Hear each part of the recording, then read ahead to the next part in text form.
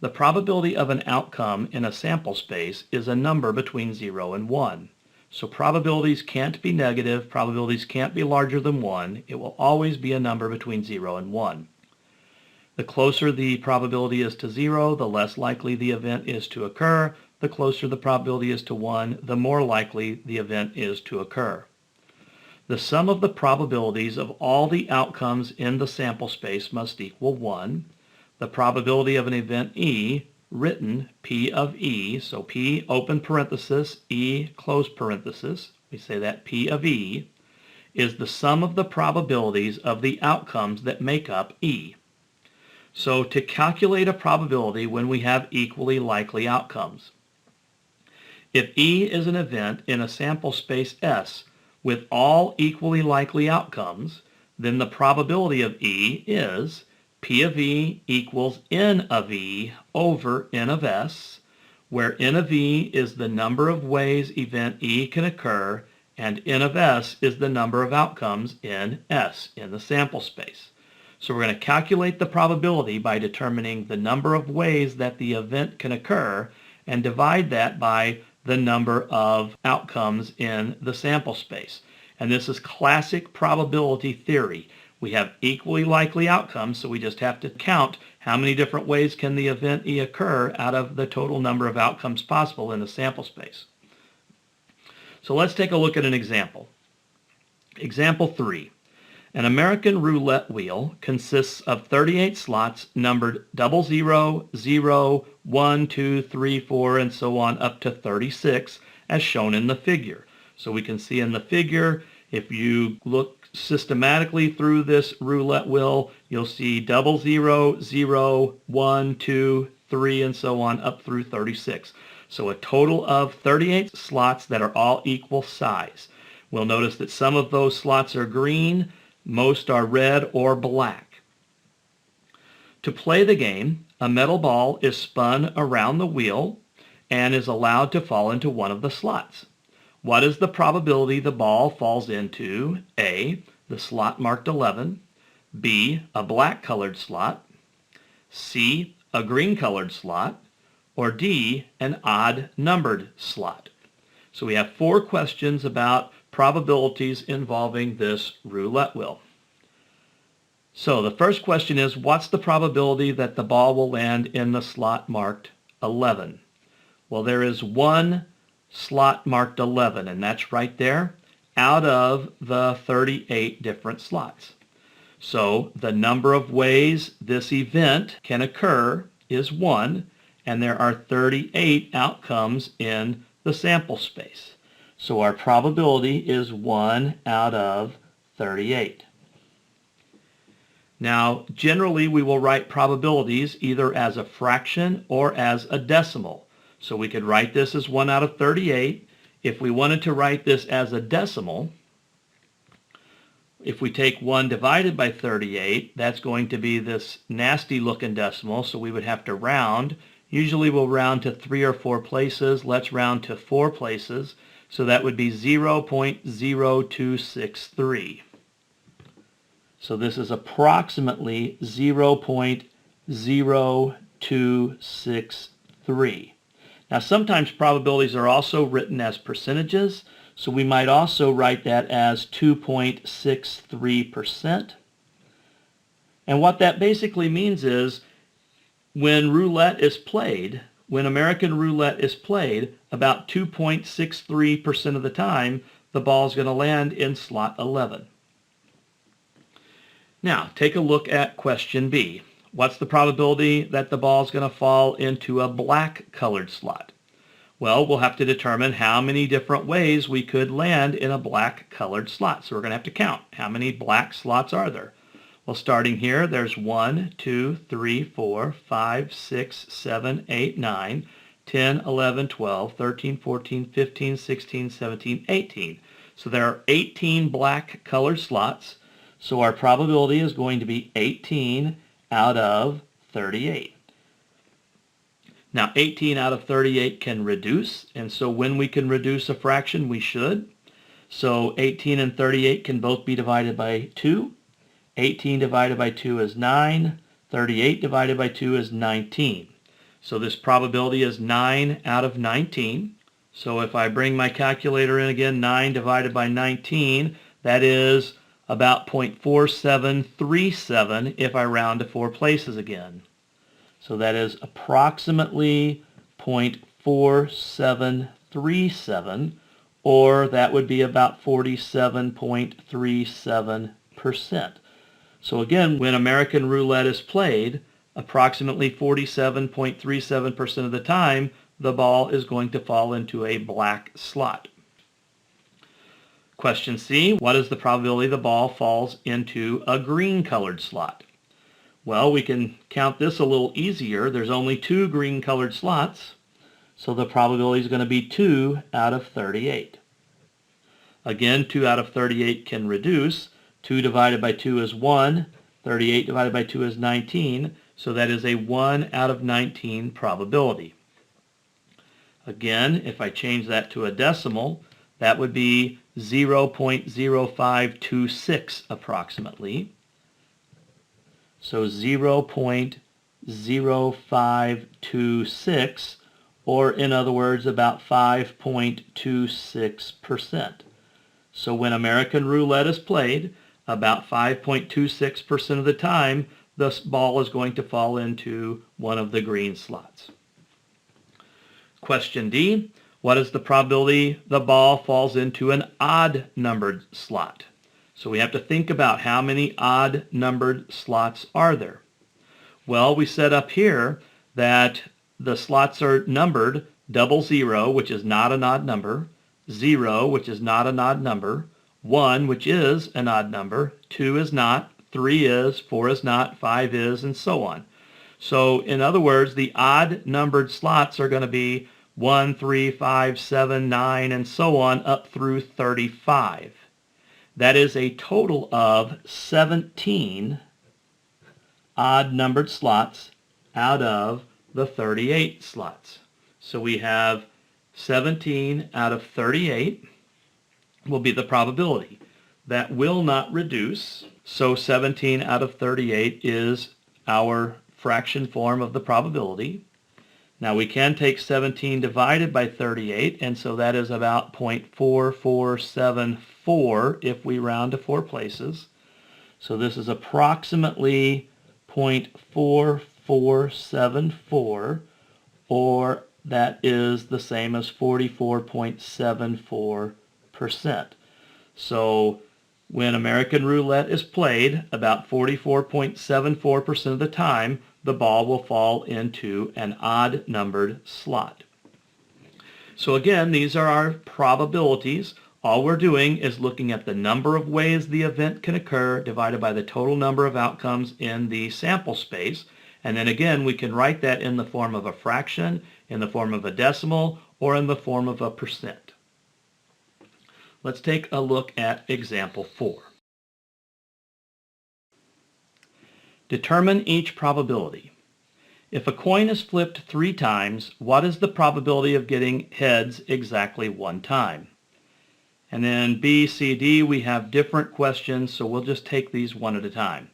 So A, we're flipping a coin 3 times, and we want to know what is the probability of getting heads exactly 1 time. Well, we've looked at this basic idea before when we flip a coin 3 times. Back in chapter 12, we created a tree diagram back in chapter 12, section 1, where we listed all of the possible outcomes. So there are 8 different outcomes. So I'm going to record those as our sample space. So those outcomes are heads, heads, heads, heads, heads, tails, heads, tails, heads, heads, tails, tails, tails, heads, heads, tails, heads, tails, tails, tails, heads, and tails, tails, tails. So we have these 8 different possible outcomes, and we're looking for the probability of getting heads exactly 1 time. Well, if we look through our sample space, here we have 3 heads, not exactly 1 heads. We have 2 heads, 2 heads. Here is heads exactly once, 2 heads, heads exactly once, heads exactly once, no heads at all. So our event is going to consist of these three outcomes: heads, tails, tails, tails, heads, tails, and tails, tails, heads. So this is our sample space. This is our event. We have these three different outcomes. So our probability of getting heads exactly one time is going to be 3, because there's 3 ways of getting heads exactly one time, out of 8, because there are 8 outcomes in the sample space. So our probability is 3/8. Now, as before, we can write that as a decimal if we want. So 3 divided by 8 is 0.375. So now this is exactly 0.375, or if we wanted, we could say that's 37.5%. So when a coin is flipped 3 times, about 37.5% of the time, exactly one head occurs. Take a look at question B. If we roll 2 fair dice, what is the probability of rolling a sum of 6? Well, again, we've looked at this basic idea previously as well. So if we roll 2 dice, there are 36 possible outcomes. We have seen those 36 possible outcomes before. These are those 36 possible outcomes. Now, I'm not going to list them all here, but I know there are 36 possible outcomes. So N of S is equal to 36. Now what we need to figure out is how many ways can we roll a sum of 6. So we need to find N of E. How many different ways can we roll a sum of 6? Well, we can look at our figure. So we can roll a 6 if we have a 1 and a 5. We can roll a 6 if we have a 2 and a 4, a 3 and a 3, a 4 and a 2, or a 5 and a 1. So in other words, our event E would consist of a 1 and a 5, that would be a 6, a 2 and a 4, that would be 6, a 3 and a 3, that would be 6, a 4 and a 2, that would be 6, and a 5 and a 1, that would be 6. So there's a total of 5 ways of getting a sum of 6 out of the 36 different ways the dice could land. So N of E equals 5. So our probability is 5 out of 36. Now 5 divided by 36 would be about 0.1389 if we round to 4 places. So this is approximately 0.1389, which is 13.89%. So when 2 dice are rolled, about 13.89% of the time, a sum of 6 is the result. Take a look at question C. If 5 cards are dealt from a standard 52 card deck, what is the probability that all 5 cards will be diamonds? Now this is a more challenging problem. We definitely don't want to actually try to list out all of the possible outcomes that could occur when we deal 5 cards out of a 52 card deck. So what we're going to do here is use our counting methods to figure this out and think about how many outcomes are possible in the sample space. We also want to think about how many different outcomes are possible for our particular event, which is getting all 5 diamonds. So think about the number of outcomes in the sample space. So if we have 52 cards and 5 cards are going to be dealt, how many different 5-card hands are possible? Well, this is a combination problem. So this is going to be the combination of 52, choose 5 at a time. So we could write it that way, or we could write it combination of 52, choose 5, and we want to figure out what that is. Well, if I bring my calculator in, 52 math probability, combination, choose 5. That is 2,598,960. So there are 2,598,960 different 5-card hands that are possible that could be dealt. Now we want them to be all diamonds in this problem. So how many ways could we end up with all diamonds? Well, there are 13 diamonds in the deck. So how many different ways could we get 5 diamonds out of 13? Well, that would be a combination of 13 choose 5, which we could also write combination 13, 5. Well, if we do that, 13, math, probability, choose 5. And so there's 1,287 different ways of getting all diamonds. So the probability of getting all diamonds when 5-card hand is dealt would be 1,287 out of 2,598,960. Now that is a nasty fraction, and when we have nasty fractions like this, we usually prefer to write our answer in decimal form. So if I take 1,280 and divide by 2,598,960, that would be this, which is scientific notation. So what we have here is 4.969 188,713 times 10 to the negative 4. The e negative 4 there means times 10 to the negative 4th power, which is scientific notation.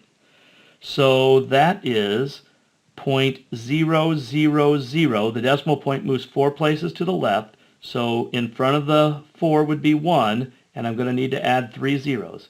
So 0.004969188,713. So if we round that to 4 places, that would be 0.0005. So this is approximately 0.0005. And so that would be about 0.05%. So very, very unlikely. This decimal, for example, is 5 10,000ths. So if there were 10,000 hands of cards dealt, about 5 of them would result in all diamonds. So very, very unlikely to occur. Take a look at D. A committee is made up of 8 men and 12 women. If a 5-member subcommittee is to be randomly selected, what is the probability the subcommittee will consist of 2 men and 3 women? So this is kind of similar to part C. We don't really want to have to actually try to list all the possibilities. We want to know what's the probability that we're going to get 2 men and 3 women on this subcommittee. If we have 8 men and 12 women, that is a 20-person committee. So we have 20 people on this committee, and we're going to select 5 for the subcommittee. So if we're thinking about how many possibilities are there in the sample space, well, that is going to be a combination of 20, and we're choosing 5. Again, 20 because there's a total of 20 people on this committee, and we're selecting 5 of them randomly to be on the subcommittee. So the number of individuals in the sample space is 20. Math probability, choose 5. And so that is 15,504.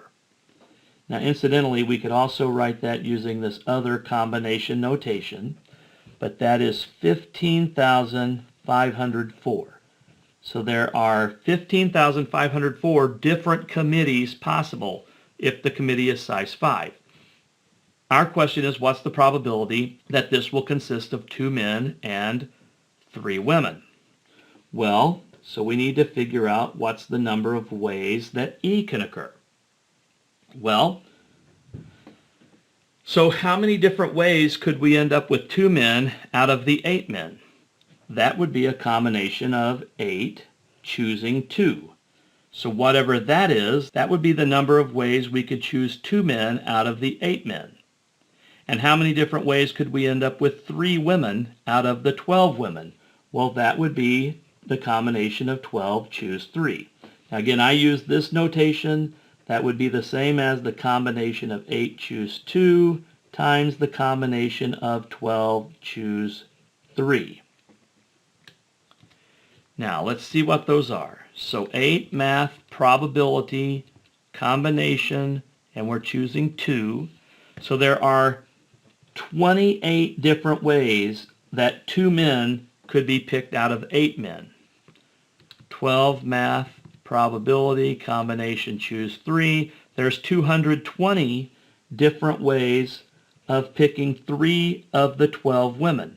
So if I take 28 times 220, that'll be the total number of ways that we could possibly get 2 men and 3 women. So 28 times 220, that is 6,160.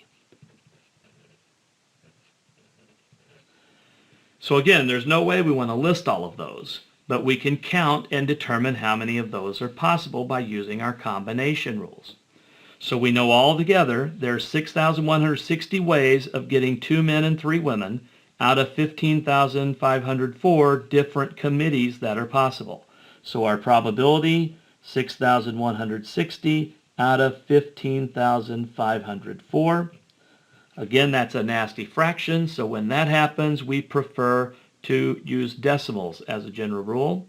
So 6160 divided by 15,504, that is about 0.3973 if we round to 4 places. So 0.3973, or about 39.73%. So there's about a 39.73% chance that this committee would end up with 2 men and 3 women on it. So let's end this video here and move on to our next video.